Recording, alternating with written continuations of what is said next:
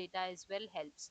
Now, research timeline creation. Now, this is an important uh, thing that we are going to discuss. Research timeline is very important, and why it matters? Because a research timeline is your roadmap, that trail map that we were talking about. Don't go into the forest without any map. You have to go with a trail map. That is when it will be fun, right? So a research timeline is your roadmap from idea to your final input, maybe in terms of a thesis, maybe a revolutionary idea that you want to pass on to the community, or a revolutionary understanding, something that you have found to the community for the better purpose, or maybe just a manuscript for your career advancement or anything like that. So from idea to your final output, who will take you? It is your research timeline. So a research timeline will help you break your bigger objectives into small objectives, uh, what we say minor objectives that are achievable, right? So you don't feel like you are cutting the entire mountain. You are excavating smaller hill by hill, and then you one day you break down the entire mountain. So break your big project into small manageable steps, big objectives into small objectives that will finally achieve your main objective. And stay realistic. Don't fantasize that okay, this is how I will do it, that is how I will do it, in this brief moment I will do it, or with these least efforts or highest efforts I will do it. Don't be fantasizing about your research. Just stay realistic that this is what can happen, and the best that I can do, I will definitely do it. And anticipate bottlenecks. So there might be some times, wherein the data is not available, or the software is not working, the machine is not available, or as small as that of electricity is not there. So since morning there was a power cut over here for 3 hours, and I was wondering whether I will have to take it on the next day. So such things may also happen, right, in your research. So there will be many more things, maybe just a methodology that you are trying to follow, but then it just doesn't work out, the tools are not working, or some or the other thing. The best is, whenever you come across such problems, best is you take a walk. Just go around, take a walk for 10 minutes, go out, sit with your siblings or sit with your colleagues, have a tea or something like that, just come back, and now you have a different perspective, different way of looking at the problem that you are facing. So anticipate bottlenecks, anticipate that there will be some or the other drawbacks that will show up on your path, and you have to know how to refresh yourself and build a new perspective. Communicate clearly with your supervisors, your the funding agencies, or with your colleagues. Often what happens is, this is one research that I have conceived. So I'm not going to talk about it to anybody, not even to my advisor, because I want to be the whole and soul of this particular research. So I don't want to talk about it, I will keep it to myself. The best is I read a lot and things like that.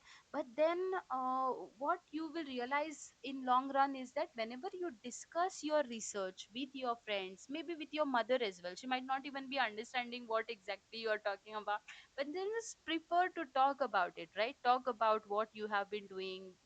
Repeatedly tell somebody that this is your research problem. Listen to what they have to say. uh, and with this, what will happen is that you will see that your perspective is growing, you are able to look at the wider picture of it.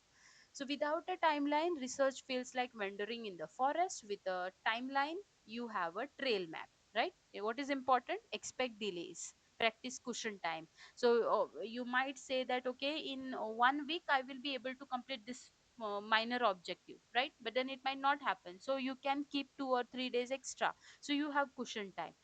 If you feel in between that I want to rest, you can rest. So these are the cushion times. They give you comfort, that's all. Then, what are elements of good timeline? What is a good timeline?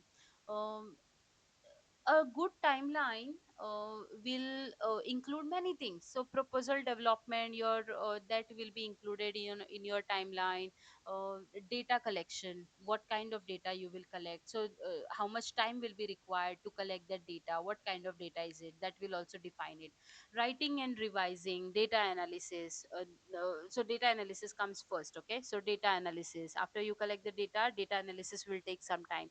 Writing and revising will also take some time, and then finally to disseminate what understanding you have gained through this project, that is also going to take time. So that is what essentially a good timeline is.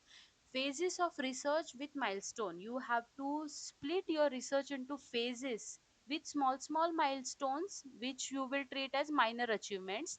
And then dependencies, if task B can't start until task A is done. For example, data collection if is not over, then you cannot start with data analysis. Now what are the different tools and techniques which are essentially made in Excel and Word? These are very simple and effective. We will be making one. So if you go to this particular link, you will get many templates on how to make these Gantt charts. Okay, I'm so sorry. So to make these charts, these are very very important when it comes to preparing your timelines.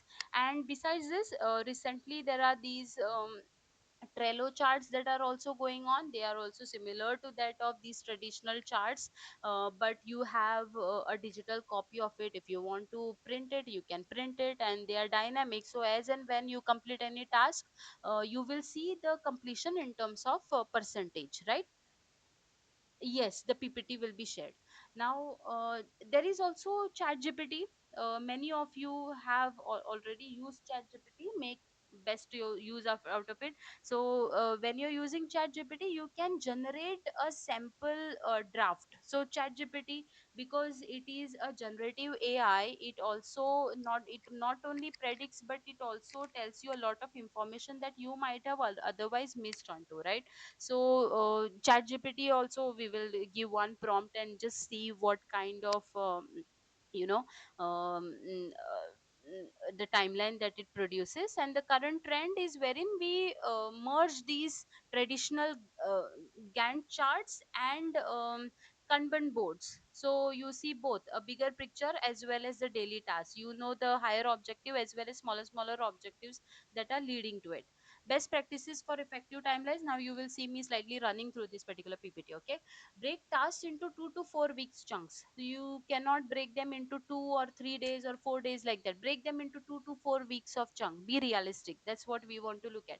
Use a smart principle of milestones. Be specific when you are deciding your timelines. Be specific, measurable. Measure how much data you need to do, so accordingly measure how many days you will require. See to it that they are achievable, they are relevant, and they are time bound. So you give yourself deadlines that until the second week I should be able to complete the data collection and things like that. So give deadlines to yourself. Always include a buffer of at least 10 to 20 times of 20% of your total time that you think otherwise ideally you are going to require for a given smaller objective. You add some cushion timing to it. Review your timeline. After every week or every month, you come back to your timeline and see where you are, how much you are yet to complete, and what else you need to include.